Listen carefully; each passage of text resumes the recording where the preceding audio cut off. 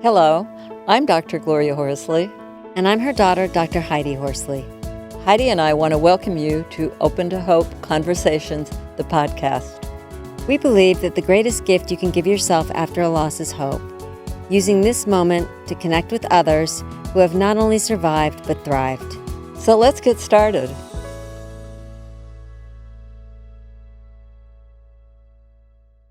Welcome to the Open to Hope Show. I'm your host, Dr. Gloria Horsley, with my daughter and co-host, Dr. Heidi Horsley. Well, Heidi, we have a wonderful guest today, and we are going to talk about the healing aspects of dealing with grief and loss and recovery. You want to introduce our guest today? Sure, I'd love to. Susan Lax is no stranger to grief and loss mom because she lost both her parents by the age of 29 years old. She is a spiritual counselor, and she is the author of a fabulous book, A Heart's Landscape, An Invitation to the Garden of Moments. This is a really beautiful book with very gorgeous pictures. And in fact, Good Morning America's Robin Roberts picked her book for the 2021 holiday hit list and featured it on Good Morning America. Welcome to our show, Susan. Hi, everyone. It's such an honor to be with you and your listeners.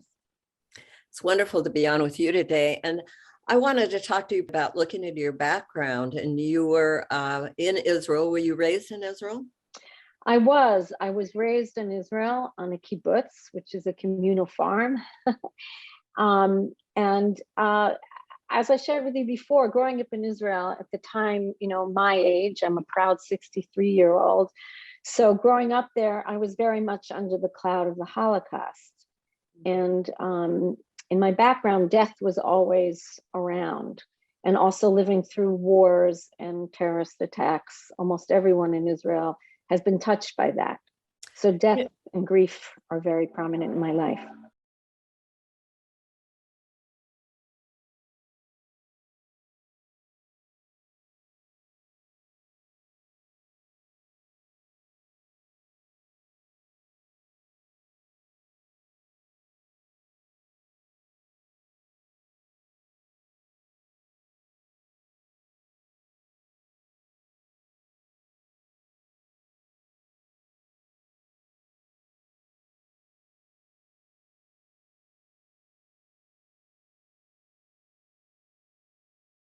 I think part of being in Israel, and especially during the years that I was growing up, and even, I'm in this country close to 30 years now, but I think there was dealing with death and grief. You never had time to breathe to really do that.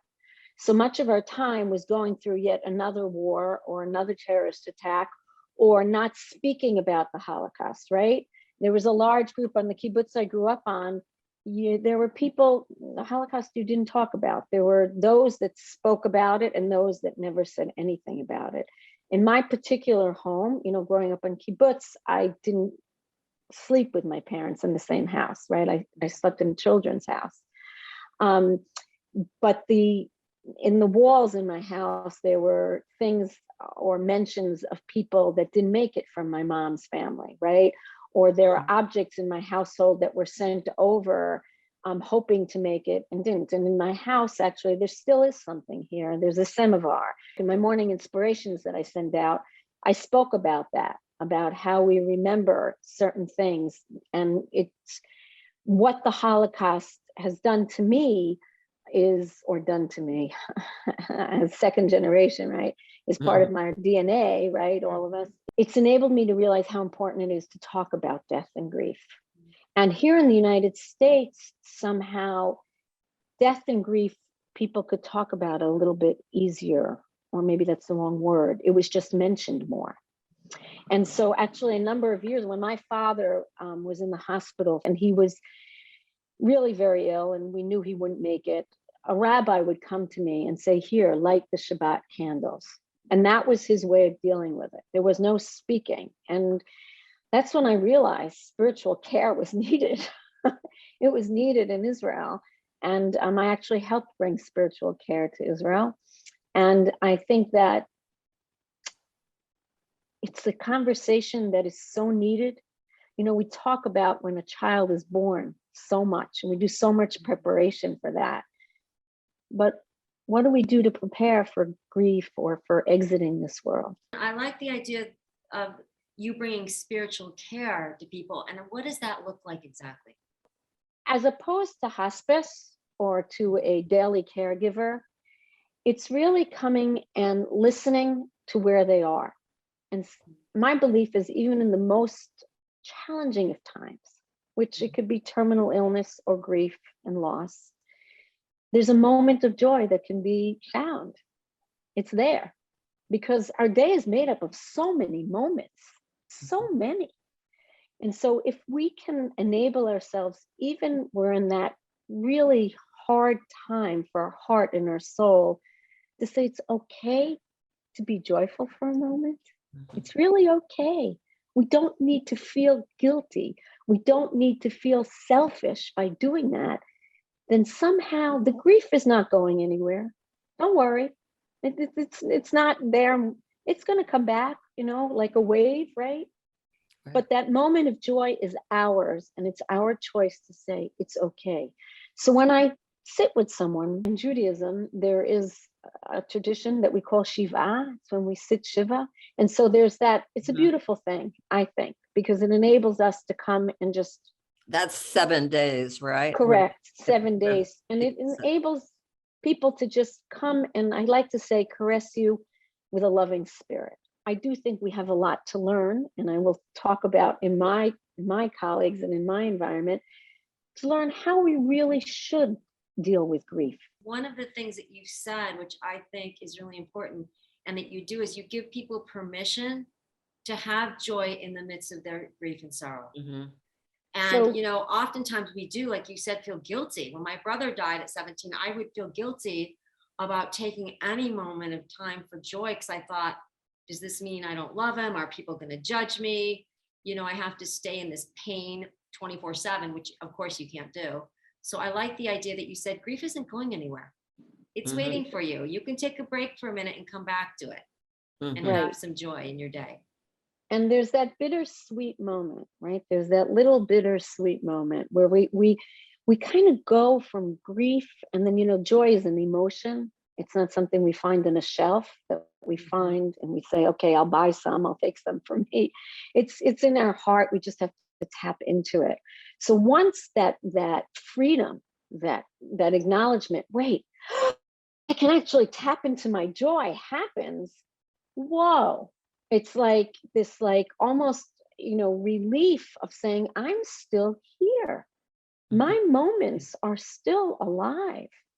And I think one of the good things is that when I'll work with someone, especially after a loss that was unexpected, sometimes when there's a loss that we can anticipate, it's not that it's easier, just the path, you can see the path a little bit, right? And when it's all of a sudden, it's like the rug is taken, right? All paths, you don't know what's going on. You're in the midst of this storm, of this chaos. And I think that after that happens, sometimes giving that permission of, no, okay, we're in the midst of this storm right now. We can breathe, because that storm is going to still be around us until we figure it out and it calms down. Absolutely. It reminds me, after 9/11, I worked with the fire department for 10 years with people that had lost someone in the Trade Center. And one of the things our research team did, because I was with a Columbia research team, is that we gave the families a homework assignment weekly. They had to have family fun time. And it reminds me of what you're saying. So we gave them permission to take a break from their grief. And slowly over time, those moments grew longer and longer, where they could enjoy life and have more joy. Correct. And I think that's in life in general, right? A moment of joy can then be contagious to another moment of joy. It really is. It's contagious. And for those around us, and I was talking with someone this morning, and she shared with me, she said she met up this weekend with someone who had lost their son, and with the wife who had lost her husband 2 years ago. And she hadn't spoken to them or seen them since. And she really didn't know what to say. She was just, I don't know how to deal with that. And my answer was, well, first of all, if you can be in a joyous moment, it's okay. it's not yours to carry with you, but enabling someone, to the griever, I say, if someone comes to you and smiles, while you're in grief, it's your choice to accept that smile or not. It's up to you. And that smile can stay with you. It doesn't just be for a second. And so I said to this woman, I said to her, well, just smile and say, I'm here right now. And that's okay. There's really no right or wrong in grief. There is no right or wrong. And how one person grieves, the other doesn't. And that's also a relief that I give people. Someone who's been a caregiver for 6 years of their spouse, and then all of a sudden they pass and they feel like, wow, I'm grieving, but I'm also a little relieved because I can actually go to sleep. That's okay. That's okay. And I think that permission, that relief, that freedom, if I may use that word, is huge. I wanted to ask you personally, our number one visit, we have over 7 million people that visit our site. And our number one visit is adults losing parents. And I wondered, what's your thought on that, being you were an adult when both of your parents passed away, right? So, yeah. Wow. Again, my father passed away when I was 25. The shock that comes at that, again, when you're 25, you're a kid. You're a kid. Yeah. And our needs for a parent are very different. I think now a lot of my friends are now losing their parents, right? I'm 63, and I sometimes will say, wow, and I think whatever time we have with the parent is a gift for us. And from my experience as a young person who lost parents, I can share with you what that was like. I was in terrible pain, but at the same time, I thought, wow, I have to try to remember. I want to remember all these good things that I have. And I think that really, I want to use the word saved me. It kind of enabled me to say, because today when I close my eyes and I think of my father, especially my father, because I was extremely close to him, he was a Cuban and he had a Ricky Ricardo accent. I can hear it. I can hear him saying, "Que salasa," and maybe that's where I get. And I think when we lose a parent, we lose that presence. Because you lost both of your parents by 29, you really appreciate the little moments in life, and you really appreciate life in general. And I'm wondering if part of that is because you lost both your parents in your 20s. That's a very young age to have no parents. I'm a redhead. And so in Israel, they say, redheads are a fire, and I think I always loved my moments. I was always bubbly and that person. I was always there. And I think it made me rethink by losing my parents so young, what will I gift my children? I'm an author of Morning Inspiration, which is a inspiration in an email that goes out 3 times a week, free to whoever signs up in the world. And the way it started was 13 years ago when a friend of mine was touched by cancer.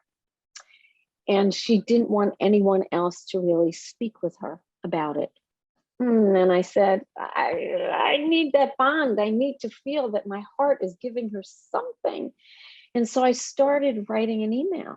And in the email, my first one, I said to her, if you don't want this email, just tell me. And you don't have to respond. And for 5-6 months, I got no response and also no mention not to continue doing it.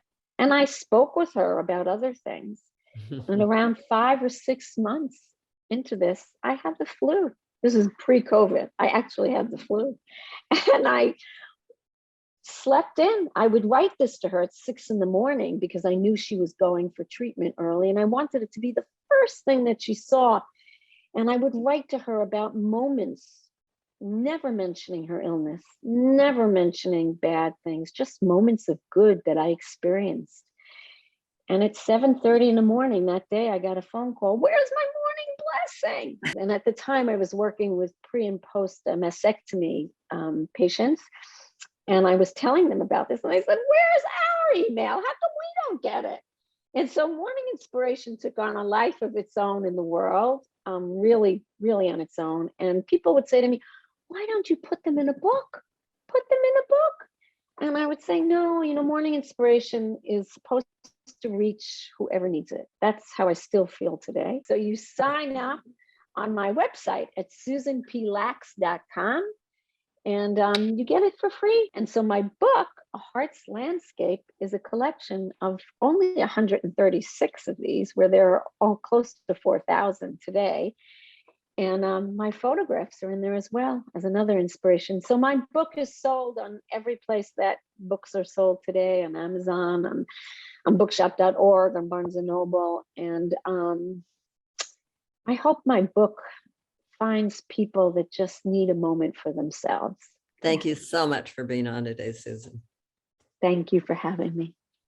Susan, thank you so much. You are raising the vibration in the world with all this positive energy you're putting out there. I know your parents are shining somewhere. So thank you so much for all you're doing. Oh, it's really a privilege. So thank you. And thanks everybody for joining us on the show today. And Heidi and I always want to remind you that if you've lost hope, please lean on ours until you find your own, and God bless. I'm Dr. Heidi Horsley. You have been listening to Open to Hope, the podcast. You can follow Open to Hope on Facebook, Instagram, and Twitter. To learn more, visit us at opentohope.com and go to Apple Podcasts to subscribe. I'm Dr. Gloria Horsley. Join us again next week for another Open to Hope conversation, where we invite you to lean on our hope until you find your own.